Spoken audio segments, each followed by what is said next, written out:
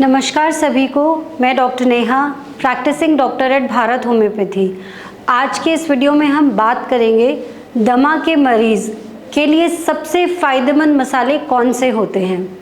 जैसा कि आप सभी लोग जानते हैं, जितना भी हम दिन भर में खाना खाते हैं या उनमें स्पाइसेस यूज़ करते हैं, उन सब में किसी न किसी तरीके की कुछ ना कुछ हीलिंग प्रॉपर्टीज़ होती है। अगर हमें अस्थमा के मरीज़ को फ़ायदा देना है तो सबसे सीधी बात यह है कि हमें पेशेंट की इम्यूनिटी पे काम करना होगा, यानी कि पेशेंट को ऐसी चीज़ों का सेवन करना है जिनमें नेचुरल इम्यूनिटी बूस्ट करने की क्षमता हो और एंटी इन्फ्लेमेटरी प्रॉपर्टीज़ हो, यानी कि शरीर के अंदर की सूजन को कम करने की शक्ति हो।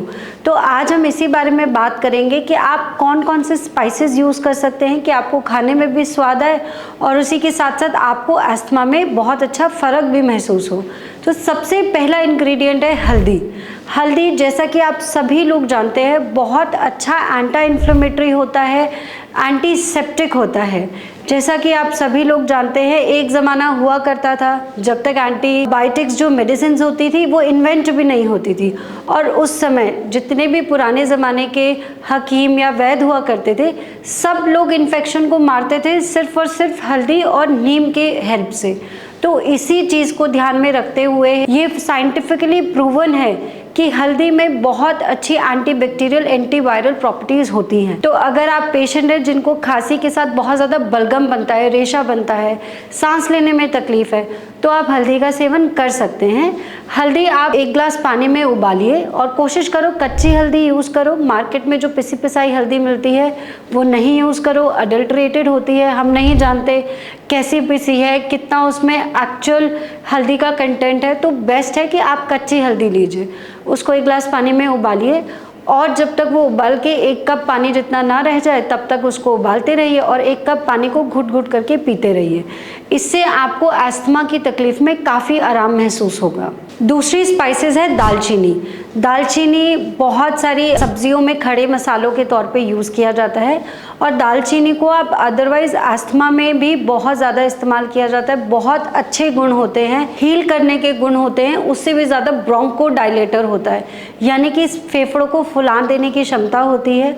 तो जिन लोगों को तकलीफ़ है, सांस खुल के नहीं आ रही, जकड़न महसूस हो रही है, वो सारे पेशेंट्स दालचीनी का यूज़ कर सकते हैं। अब हम बात करेंगे तीसरे मसाले के बारे में जो आपके लिए फ़ायदेमंद हो सकता है, वो है क्लव, यानी कि लौंग। लौंग पेशेंट्स के लिए बहुत फ़ायदेमंद होता है अस्थमा के पेशेंट में। उसको आप हनी के साथ मिक्स करके भी लगा सकते हो। हनी की आप स्मेल भी ले सकते हो। जिन लोगों को बहुत ज़्यादा सर्दी ज़ुकाम खांसी रहती है, नाक में जकड़न महसूस होती है, वो लोग एक तवे पे लौंग को सेक कर और उसकी फ्यूम्स ले सकते हैं।